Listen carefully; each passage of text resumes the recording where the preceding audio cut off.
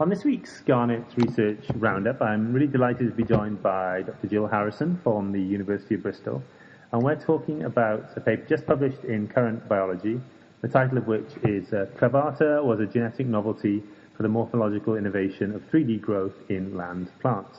So it's great to talk to Jill. Jill is a current member of the GARNet Advisory Board, so we see each other quite often, but it's good actually to talk about the science this time. So thanks, Jill, for joining us today, and it'd be great if you can give us an overview of this new paper, please.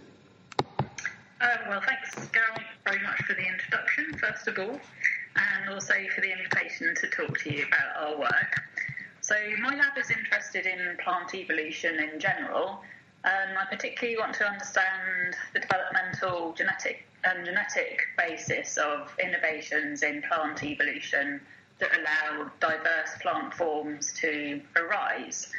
So one of the really major innovations that happened as plants first came onto land was that they learned how to make a transition from having a kind of spreading mat-like or filamentous form to making upright shooting forms.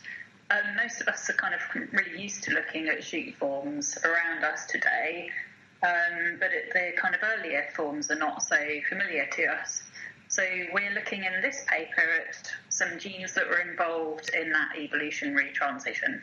So could you talk to us about the genes that you found interesting and involved in this process? Yeah, so we started the project in a model system which is a moss, Piscomatrella, and we chose that model system because Piscomatrella undergoes a developmental transition during its normal growth that's quite similar to the evolutionary transition as plants moved on to land.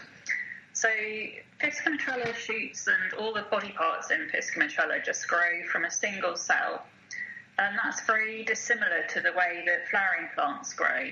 So flowering plants grow from shoot apical meristems that have many cells in them, and the genes that we're looking at are called CLAVATA genes. And when we started the work, we knew the job that they did in flowering plants, which was to keep the size of the multicellular meristem constant as the plant grows. So that's what CLAVATA genes do in flowering plant meristems. And we found a very different job for them in the growing tips of moss shoots, which have just a single cell that makes the shoot. And there we found that instead the CLAVATA genes orient the division planes of the stem cell that makes the shoot as it transitions from making a kind of flat filamentous structure to making a radial shooting structure. Can you give us a little bit of detail of the experiments you did to show that indeed these CLAVATA genes play a role in the transition from 2D to 3D growth? So we started off just by looking to see whether the genes were present in moss, because it wasn't known at the time we started the project. So my graduate student, Chris, who started the work, he did some blast searches against the Piscomatrella genome and also against a bunch of algal genomes from as many different species that we could get our hands on as possible. And what Chris found was that the CLAVATA genes were present in all the land plant genomes that he searched, but in none of the algal genomes that he searched. So the CLAVATA genes do different jobs. They make some small peptides that can move between cells, and they also make the receptor for that peptide. And Chris found that the receptor components and the peptide components were present in the land plants, but not in the algae. I encourage people to look at this. It's really some really detailed microscopy looking at single cells here within the Piscomatrella. So what we know from Arabidopsis, as I understand, is that the CLAVATA genes are also involved with protein genes called bushel for the shoot meristem. So you don't talk about bushel in the paper here. Is that gene present in Piscomatrella as well? Yeah, there's some gene relatives of bushel in Piscomatrella, and they're called WOX13-like genes.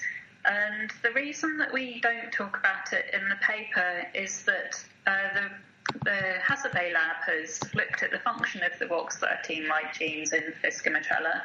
They've done some really beautiful work saying that the genes seem to be active everywhere, but the mutants that they made don't really have the strong mutant phenotype. So mosses have 2 stages to the life cycle, and each stage develops a multicellular form separately. So the gametophyte stage is the haploid stage, and that makes gametes. And the sporophyte stage is diploid, and that makes spores. Mm-hmm. So in the WOX work that was previously published, there was a very strong sporophyte phenotype for the mutants, but there was a very weak phenotype in the gametophyte stage of the generation.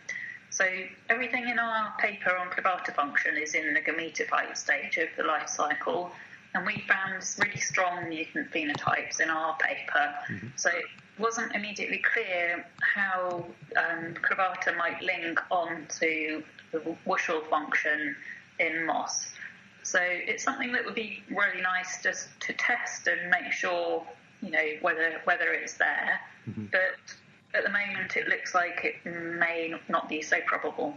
Okay, so as you said, the follow-up to that would be, so you said that most of your work is focused on the gametophyte, but did you see sporophyte phenotypes in the CLAVATA mutant? I would really like to know what the sporophyte phenotypes are in the CLAVATA mutants. Right. The main reason for that is because most of land plant shoot evolution happened during the sporophyte stage of the life cycle. Mm-hmm. I'm particularly interested in how vascular plant shoot system arose from precursors that were a bit like mosses. So I'd love to find out the answer to that question. Okay.